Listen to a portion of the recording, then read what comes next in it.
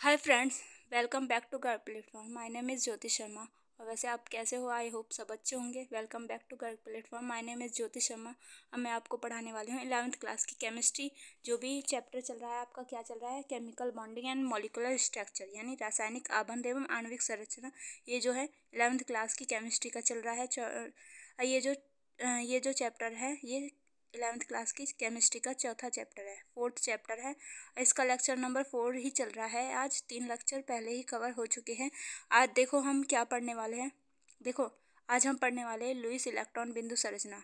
कल हमने क्या पढ़ा था? Fajans rule. फजांस रूल तक हम कवर कर चुके हैं इस चैप्टर को। आज हम पढ़ेंगे लुईस इलेक्ट्रॉन बिंदु संरचना। तो देखो, इसे करते हैं हम कवर। देखो, पहले इसे थ्योरी को पढ़ते हैं। लुईस इलेक्ट्रॉन बिंदु संरचना किसी अणु या परमाणु की संरचना को दर्शाने का तरीका है जिसमें परमाणु के वैलेंस इलेक्ट्रॉनों को बिंदुओं के रूप में रासायनिक चिन्ह के चारों ओर दिखाया जाता है। ये क्या कह रहा है पहले देखते हैं। देखो, ये क्या कह रहा है, इस तरीके से देखते हैं। आपने हाइड्रोजन देखा है।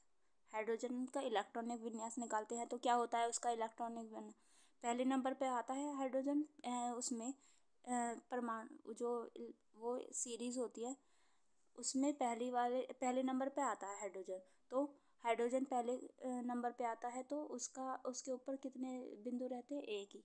उसके बाहरी कोष हो या अंदर का कोष हो, एक ही कोष है। उसकी बाहर जो हाइड्रोजन का कक्षक है उसमें एक ही कक्षक होता है। एक कक्षक में एक ही इलेक्ट्रॉन है। इसके हाइड्रोजन यानी पहले कक्ष इस पर एक ही इलेक्ट्रॉन रहता है। तो इसी वजह से इसका हम लुईस बिंदु संरचना के तरीके से दिखाएंगे। तो कैसे? एक डॉट धर देंगे। अब आपने ऑक्सीजन को देखा होगा। ऑक्सीजन में आपने देख रखा होगा कि ऑक्सीजन के भारी कक्षक पर कितने 6 इलेक्ट्रॉन रहते हैं। तो कैसे दर्शाते हैं उसे? देखो, एक यहाँ पर रख दिया, एक यहाँ पर पहले, फिर एक यहाँ पर, एक यहाँ पर, हो गए 4। और कैसे रखेंगे फिर? और भी तो रखते हैं।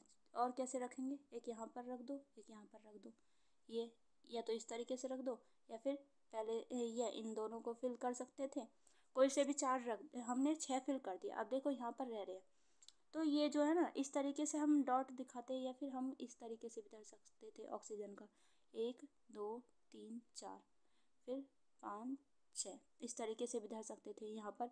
ये पूरे इसके ऑक्सीजन के 6 कक्षक हो गए, है नी। इस तरीके से हम देख पा रहे थे। जैसे हमने पीछे भी पढ़ा था कि पिछले जो लेक्चर थे उनमें भी कवर करा था कि जो ये सेल है इनकी जो मतलब ये 8 सेल, इस 8 इलेक्ट्रॉन पूरे नहीं होते। तो ये किसी से इलेक्ट्रॉन लेते हैं, यह किसी को देते हैं, यह उनसे साझा करते हैं। इस तरीके से हम अब तक पढ़ते आ रहे हैं ना इस चैप्टर में। ये लुईस इलेक्ट्रॉन बिंदु, इसमें भी यही थोड़ा बहुत यही यूज़ करेंगे। चलो हम करते हैं इसको स्टार्ट। अब देखो, हमने ये थ्योरी तो पढ़ ली। क्या हम इसी तरीके से डॉट के द्वारा दर्शाते हैं ना? जैसे अब हमने ऑक्सीजन देखा, हाइड्रोजन देखा, और ये जो डॉट है ना, डॉट वाले सिंबल्स के थ्रू इसे दर्शाते हैं ना। यही लुईस इलेक्ट्रॉन बिंदु संरचना होती है। अब इसकी कुछ बातें हैं, इसे इन्हें पढ़ते हैं। देखो, मुख्य बातें क्या है? केवल वैलेंस इलेक्ट्रॉन को ही दिखाया जाता है। केवल वैलेंस इलेक्ट्रॉन को ही दिखाया जाता है, यानी आउटर इलेक्ट्रॉन को ही दिखाया जाता है। देखो, आपने ऑक्सीजन का देख रखा होगा। ऑक्सीजन का जब हम इलेक्ट्रॉनिक विन्यास निकालेंगे तो क्या होता है? 1s2। ऑक्सीजन का पढ़ रहे हैं हम, हाइड्रोजन का नहीं पढ़ रहे, ठीक है? ऑक्सीजन का बता रही हूँ मैं फिलहाल। 1s2, फिर 2s2, 2p4। ये होता है ऑक्सीजन का इलेक्ट्रॉन विन्यास। ऑक्सीजन के टोटल जो ऑक्सीजन कितने नंबर पर आता है? 8। तो उसका परमाणु क्रमांक कितना है? 8। और उसका जब इलेक्ट्रॉनिक विन्यास निकालते हैं तो उसके भी सारे टोटल 8 होने चाहिए। जबकि जिसमें भी वो भारी कक्षक कौन सा है? जो भारी कक्षक होता है ना, जैसे कि हाइड्रोजन का भारी कक्षक, तो हाइड्रोजन में तो एक ही इलेक्ट्रॉन रहता है, तो हाइड्रोजन का एक है। हीलियम का भारी कक्षक किसे मानेंगे? जैसे कि हीलियम में 2 इलेक्ट्रॉन रहते हैं, उसके भी लिए भी हीलियम का भी 2 ही रहेगा। लिथियम का क्या माना जाएगा? जैसे लिथियम देखा होगा आपने, कैसे होता है? 1s2 और क्या 2s1, ये होता है ना लिथियम का ये होता है। तो उसका भारी कक्षक क्या होगा? 2s1, यानी उसके बाहर इलेक्ट्रॉन कितने हैं? 1 भारी कक्षक में। इसमें भारी कक्षक में इलेक्ट्रॉन कितने हैं? 4 और 2 6 इलेक्ट्रॉन हुए। इसी तरह से हम इसी की बात कर रहे हैं कि ये जो है ना, केवल वैलेंस इलेक्ट्रॉन को ही दर्शाता है। केवल कौन से? ये जो बाहर के इलेक्ट्रॉन है इन्हें ही दर्शाएगा, ना कि ये अंदर वाले, इनको नहीं दर्शाएगा, बस इन्हें ही दर्शाएगा। ठीक है, ये अंदर वाले इलेक्ट्रॉनों को नहीं दर्शाएगा, जैसे कि इसमें ये अंदर वाला है और ये बाहर वाले इलेक्ट्रॉन है। केवल किन्हें? अंदर वाले इलेक्ट्रॉनों को नहीं, बाहर वाले इलेक्ट्रॉनों को ही दर्शाता है। ठीक है, वैलेंस इसी के बारे में करते हैं। देखो अब क्या है, ऑक्सीजन। ऑक्सीजन जो है, ऑक्सीजन में 6 वैलेंस इलेक्ट्रॉन होते हैं, इसमें देखा भी रखा है। ऑक्सीजन में 6 वैलेंस इलेक्ट्रॉन होते हैं। इसमें देखो 4 तो इस तरीके से, यहाँ 4 अकेले इलेक्ट्रॉन पेयर हैं और 2 बॉन्ड बनाने के लिए इस्तेमाल होते हैं। देखो मैंने यहाँ पर भी जो है, ये देखो इसमें भी देख पा रहे हैं हम, ये 2 तो एक साथ है, ये 2 एक साथ है, और क्या ये इकला है और ये इकला है। ये दोनों क्या करेंगे, ये किसी ना किसी से जुड़कर बॉन्ड बनाएंगे। जैसे कि आपने H2O देख रखा होगा। देखो मैं इस तरीके से सिखाती हूँ किस तरीके से बॉन्ड बनाते। पहले किस तरीके से, देखो आपने देख रखा होगा H2O यानी वाटर देख रखा होगा। उसमें कैसे ऑक्सीजन होते हैं, ऑक्सीजन के पास कितने मॉलिक्यूल रहते हैं, कितने इलेक्ट्रॉन रहते हैं ऑक्सीजन के पास? देखो 1 2 3 4, फिर क्या 5 6। इस तरीके से हमने ऑक्सीजन के 6 इलेक्ट्रॉन फिल कर दिए। हाइड्रोजन इसमें कितने हैं? एक ये है, 2 हाइड्रोजन है और एक इधर रख देते हैं। अगर जो, हाँ, और ये जो है हाइड्रोजन के पास कितने इलेक्ट्रॉन रहते हैं? हाइड्रोजन के पास इसमें देखो 2 अलग अलग हाइड्रोजन है, तो दोनों के हाइड्रोजन के इलेक्ट्रॉन धरे जाएंगे। इस तरीके से इन्होंने इलेक्ट्रॉन धर लिए। अब क्या है, ये अपने ऑक्सीजन क्या करेगा, अपना ऑक्टेट पूरा करने के लिए हाइड्रोजन के साथ क्या बॉन्ड बना लेगा। इस तरीके से इनका बॉन्ड बन जाएगा। हाँ, तो ये क्या हो गया, इनका बॉन्ड बन जाता है। इस तरीके से ऑक्सीजन के पास भी देखो कैसे इलेक्ट्रॉन 8 हो गए। देखो 1 2 ये हो गए, 2 ये हो गए, और एक हाइड्रोजन का, एक ऑक्सीजन का, ये भी 2 हो गए और ये भी 2 हो गए। इसने क्या, ऑक्सीजन ने अपना ऑक्टेट रूल पूरा कर लिया और हाइड्रोजन ने इसके साथ शेयरिंग कर ली। हाइड्रोजन के भी मतलब हाइड्रोजन भी इकला नहीं है, उसके साथ भी पेयर में बॉन्ड आ गए। इस तरीके से हम करते हैं। अब देखो आगे भी थोड़ा सा पढ़ते हैं, क्या कह रहा है ये। ऑक्सीजन जो है, ऑक्सीजन 6 वैलेंस इलेक्ट्रॉन होते हैं। ऑक्सीजन के 6 वैलेंस इलेक्ट्रॉन मैंने दिखा दिया आपको। क्या 4 तो इलेक्ट्रॉन के पेयर में रहते हैं और 2 डॉट अकेले ही बॉन्ड बनाकर रह, जो 2 डॉट है वो अकेले ही रहते हैं। वो क्या, किसी से बॉन्ड बना लेते हैं। जैसे यहाँ पर अभी हाइड्रोजन ने, ये ऑक्सीजन जो है इसने हाइड्रोजन के साथ बॉन्ड बनाया। इसी तरीके से ये किसी के भी साथ बॉन्ड बना सकते हैं, है नी। और इसमें वाटर है, यही एग्जांपल दे रखा है। देखो इसमें आपको सही भी हो जाएगा। देखो पानी जो है इसमें H2O, ऑक्सीजन 2 हाइड्रोजन के साथ जुड़ता है और संरचना इस तरह दिखाती है कि H और 2 डॉट, फिर ऑक्सीजन, फिर 2 डॉट, फिर हाइड्रोजन। देखो यहाँ पर इसने दिखा नहीं रखे, वरना यहाँ पर ना, देखो यहाँ पर जो है ना, ऑक्सीजन के ऊपर 2 डॉट इस तरीके से लगे रहते हैं और नीचे भी यहाँ पर लग नहीं रहे हैं 2 डॉट, पर आप समझ लेना ये यहाँ पर 2 डॉट इस तरीके, जैसे ये लग रहे हैं ना साइड में, इसी तरीके से 2 डॉट यहाँ पर ऊपर भी रहते हैं और 2 डॉट नीचे भी रहते हैं ऑक्सीजन के पास। ठीक है, इस तरीके से ऑक्सीजन के पूरे जब भी होंगे इलेक्ट्रॉन। अब देखो नेक्स्ट चलते हैं हम। देखो यहाँ ये जो डॉट है ये साझा किए गए इलेक्ट्रॉन है। ये जो इधर की तरफ 2 डॉट दिख रहे हैं आपको, ये इधर की तरफ भी 2 डॉट है। ये तो ये नहीं जो अभी मैंने बनाए थे, ये नहीं। देखो पहले इन्हें हटा देती हूँ। ये जो 2 डॉट इधर वाले भी दिख रहे हैं आपको और इधर वाले भी दिख रहे हैं। ये 2 डॉट जो है ये क्या है, ये साझा कर रहे हुए हैं। यहाँ पर एक तो हाइड्रोजन का इलेक्ट्रॉन होगा और एक ऑक्सीजन का, जिससे ये दोनों मिलकर एक बॉन्ड बना रहे हैं। इधर भी एक हाइड्रोजन का इलेक्ट्रॉन है, एक ऑक्सीजन का, दोनों फिर बॉन्ड बना रहे हैं। अब देखो नेक्स्ट पेज पर चलते हैं। साझा किए गए इलेक्ट्रॉन्स है और बॉन्ड दिखाते हैं, और ऊपर नीचे के 2 लॉन पेयर है। यहाँ पर दिख नहीं रहे, पर ऊपर और नीचे दोनों तरफ लॉन पेयर होते हैं। ठीक है, ये लॉन पेयर क्या होता है, बॉन्ड पेयर क्या होता है, ये भी अभी ये भी हम समझेंगे, ठीक है।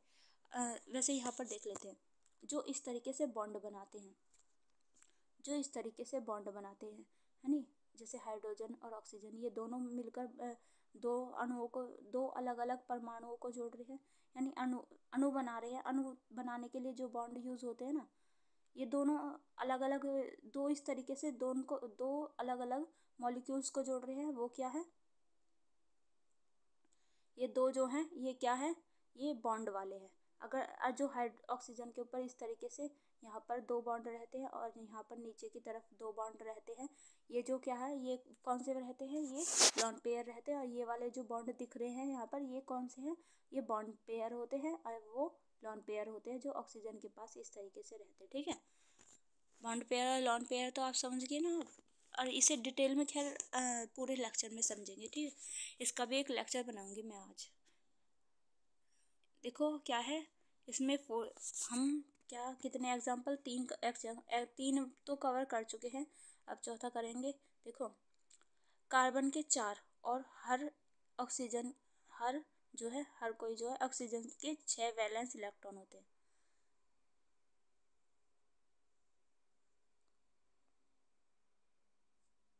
कार्बन के 4 और हर ऑक्सीजन के 6 वैलेंस इलेक्ट्रॉन होते हैं। देखो संरचना दे रखी है, O double bond C double bond O। आपने देख रखा होगा, ये जो ऑक्सीजन है, ये जो ऑक्सीजन है, देखो ऑक्सीजन है, इसके बाहरी कक्षक जो है, बाहरी कोश में कितने इलेक्ट्रॉन रहते हैं, देखा है आपने। बाहरी कोश में, इसके ऑक्सीजन के बाहरी कोश में 4 इलेक्ट्रॉन रहते हैं, इस तरीके से 1 2 3 4। पहले तो हम देखो ये बनाते हैं, तो पहले तो चारों कक्षकों को पूरा करते हैं। जैसे हमने अब चारों साइड ये इलेक्ट्रॉन धर दिए, हम ऑक्सीजन पे कैसे धर रहे थे, इसी तरीके से तो धर रहे थे, हाँ। और फिर दो और थे तो इस तरीके से हमने धर दिया, हाँ। इसी तरीके से हमने इस पे कार्बन पे भी इसी तरीके से धरा है। कैसे, कार्बन पे कैसे, पहले ऊपर, फिर दो, फिर नीचे, फिर यहाँ पर, फिर ऐसे ही करके चारों साइड में धर दिया, हाँ। फिर क्या, ऑक्सीजन, ऑक्सीजन के 2 मॉलिक्यूल दे रखे हैं, इधर ऑक्सीजन बना दिए। रुको 1 मिनट, देखो कार्बन है, उसके ऊपर 4 इलेक्ट्रॉन, इधर तरफ भी ऑक्सीजन है, इधर तरफ भी ऑक्सीजन है।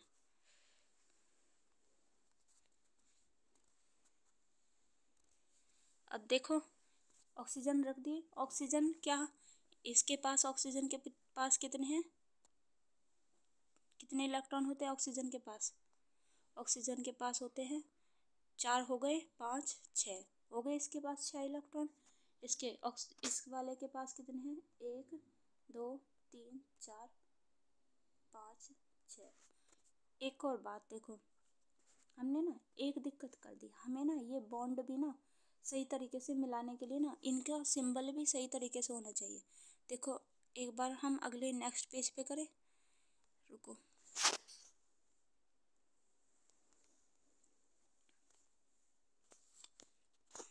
चलो यहीं पर करते हैं। देखो यहाँ पर कार्बन है, यहाँ पर कार्बन है, यहाँ इसके 4 बॉन्ड बना दिए, यहाँ पर ऑक्सीजन बनाई है, कहाँ गई, यहाँ पर ऑक्सीजन, हमने यहाँ पर बनाया ऑक्सीजन, यहाँ पर भी बनाया एक ऑक्सीजन। कैसे, 1 2 3 4, फिर 5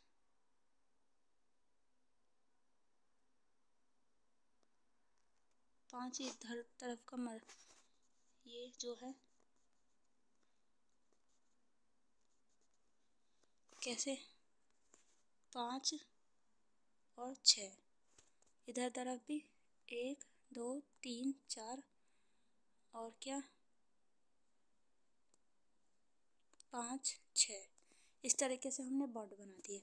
देखो ये जो कार्बन का इधर वाला बॉन्ड है, ये इससे जुड़ जाएगा, ये ऑक्सीजन का इधर वाला इससे जुड़ जाएगा, ये इस तरीके से जुड़ जाएगा, ये इस तरीके से हाँ। अब ये कैसी संरचना बन गई, O double bond C double bond O, इस तरीके से ये संरचना जुड़ गई। ये जो दिख रहा है इस तरीके से बना है। अब हम आगे जो है इसको आगे कवर करते हैं। देखो अब अगली थ्योरी चल गई आपकी सहसंयोजक बंध। सहसंयोजक बंध क्या होता है इसको पढ़ते हैं हम। देखो अब अब तक हमने एक पढ़ा, इसके बारे में जो है ना, ये बंध जो है एक पढ़ चुके हैं हम, कौन सा, आयनिक बंध। अब हम कौन सा पढ़ेंगे, सहसंयोजक बंध। चलो हम इसे कवर करते हैं। देखो जब दो परमाणु अपने वैलेंस इलेक्ट्रॉन को आपस में साझा करके स्थिरता प्राप्त करते हैं तो जो बंध बनता है उसे सहसंयोजक बंध कहते हैं। याद रखें, देखो कुछ बातें हैं उसे याद रखना है। अब हमने देखो सहसंयोजक बंध करा, इसमें क्या करना है, इलेक्ट्रॉन का साझा करना है। ये जो सहसंयोजक बंध है इसमें क्या, इलेक्ट्रॉन का साझा करना है। जैसे इस तरीके से हम साझा कर रहे थे ना यहाँ पर ऑक्सीजन और कार्बन में, इसमें इलेक्ट्रॉन को साझा ही तो कर रहे हैं। यहाँ पर इसके पास ऑक्सीजन ने इसके साथ अपना बॉन्ड बना लिया और कार्बन ने ऑक्सीजन के साथ, इस तरीके से इन दोनों ने आपस में साझा कर लिया। आगे हम देखो यही साझा वाला पढ़ने वाले। देखो सहसंयोजक बंध में क्या है, इलेक्ट्रॉन का साझा करना। आयनिक बंध में क्या है, इलेक्ट्रॉन लेना भी है और देना भी है। यानी धनायन जो है, यानी धनायन जो होंगे, यानी धातुएं जो होंगी वो इलेक्ट्रॉन देंगी और क्या अधातुएं होंगी वो इलेक्ट्रॉन लेती हैं वहाँ पर। यहाँ पर ये दोनों साझा कर रहे हैं। अब देखो ये जो है ना, ये साझा क्यों करते हैं, बंध क्यों बनाते हैं, इस बारे में देखते हैं। क्यों बनता है सहसंयोजक बंध, इसके बारे में देखते हैं। सहसंयोजक बंध तो ये जो सीखा था ना हमने, ये यहाँ पर ये सहसंयोजक बंध का ही है।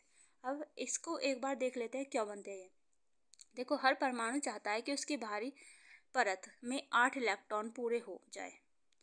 अभी हमने ऑक्टेट रूल ही पढ़ा था। जैसे ऑक्सीजन में क्या थे, बाहरी कक्षक में जो थे क्या 6 इलेक्ट्रॉन थे, और इसके पूरा 8 इलेक्ट्रॉन पूरे करने के लिए उसने क्या, हाइड्रोजन से लिया था।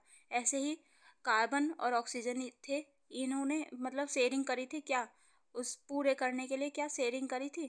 कैसे, कार्बन के पास कितने, 4 इलेक्ट्रॉन थे, ऑक्सीजन के पास 6 इलेक्ट्रॉन थे, और दोनों ने शेयरिंग करके पूरा अपना ऑक्टेट पूरा कर लिया था। इसी तरीके से सभी अपना ऑक्टेट पूरा करने के लिए शेयरिंग करते हैं। वैसे तो आयनिक बॉन्ड जो है वो उसमें भी क्या शेयरिंग, वो इलेक्ट्रॉन को कोई देता है कोई लेता है, वो भी अपना ऑक्टेट पूरा करते हैं, ये भी अपना ऑक्टेट ही पूरा कर रहे हैं। हाइड्रोजन के लिए 2 इलेक्ट्रॉन ही पर्याप्त है और इसीलिए परमाणु इलेक्ट्रॉन बांटकर अपने ऑक्टेट को पूरा करता है। देखो हाइड्रोजन गैस है, यह हर हाइड्रोजन के पास एक एक इलेक्ट्रॉन है, दोनों अपने अपने इलेक्ट्रॉन को आपस में शेयर करते हैं। जैसे hydrogen bond plus hydrogen bond gives out, hydrogen के ऊपर ये बॉन्ड बन गया।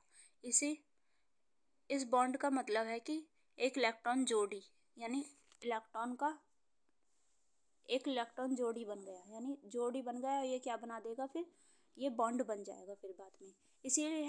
इसीलिए यह एकल सहसंयोजक बंध कहलाता है। जब एक बंध बनता है तो एकल। अब ऑक्सीजन का बॉन्ड बनेगा। देखो ऑक्सीजन का बॉन्ड बनेगा तो ये क्या, डबल रहेगा इनके बीच में। कैसे रहेगा डबल, देखो इसको एक बार देखते हैं कैसे। देखो ऑक्सीजन है उसका 1 2 3 4 5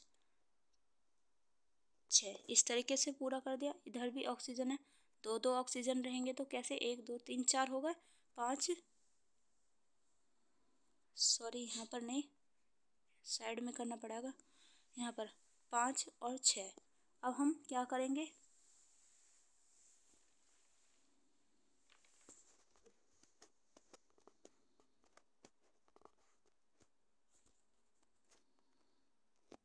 अब देखो ये इससे बॉन्ड बनाएगा, ये इससे यहाँ पर नीचे रख दिया मैंने थोड़ा सा, पर ये यहाँ पर होता, ठीक है, इसका बॉन्ड।